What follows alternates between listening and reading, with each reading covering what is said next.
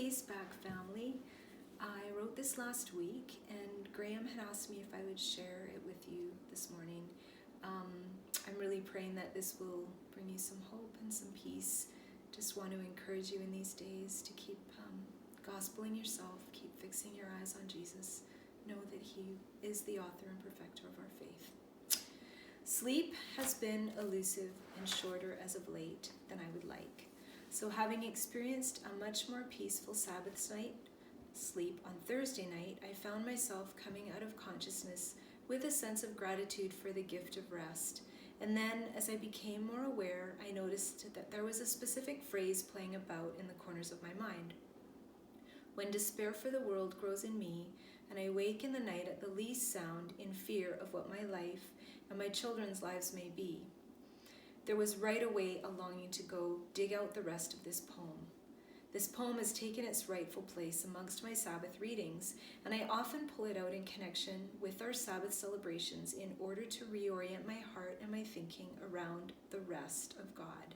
So there was this desire to rehearse its Sabbath truth for me on that particular morning. The Peace of Wild Things by Wendell Berry.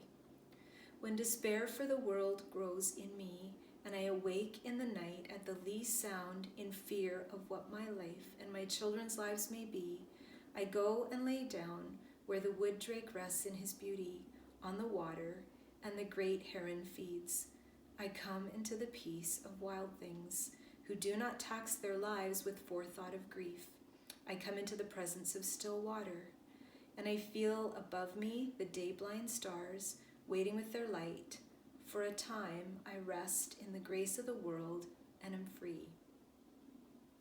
I acknowledge with thankfulness this manner in which I believe that God's Spirit reminded me and also influenced my waking up, creating an invitation into Sabbath rest that only comes from God's powerful enabling to be mindful of His presence in my midst. I think of a quote I shared the other night with my small group that catches me and reminds me of what prayer really is. Prayer is more than saying set prayers at set times. Prayer, according to Brother David Steindl-Rast, is waking up to the presence of God no matter where I am or what I am doing.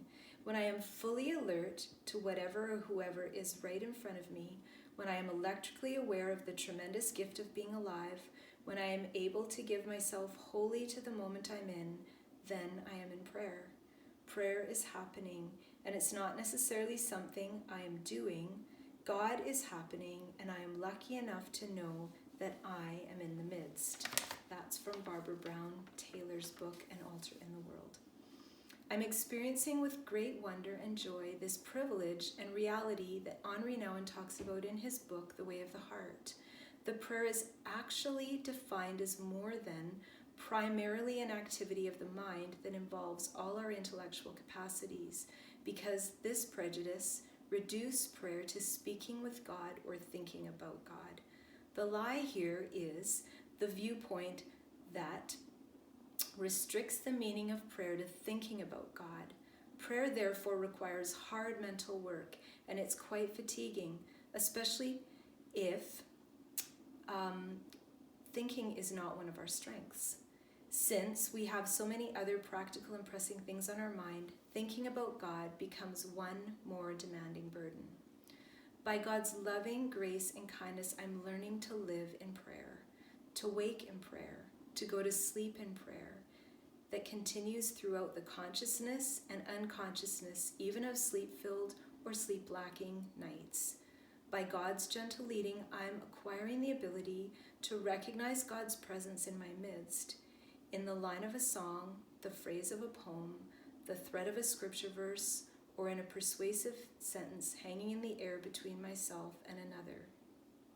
Through the sight of a symbol, the clasping of my clay cross that I've been carrying over Lent this year and even gone to sleep with holding some nights, through an instrumental group conversation that I've participated in, a thoughtful post I've read, or a beautiful story shared of God's supply, whatever the medium, something that has been completed with an audible or inaudible witness in my spirit of agreement, a resounding amen.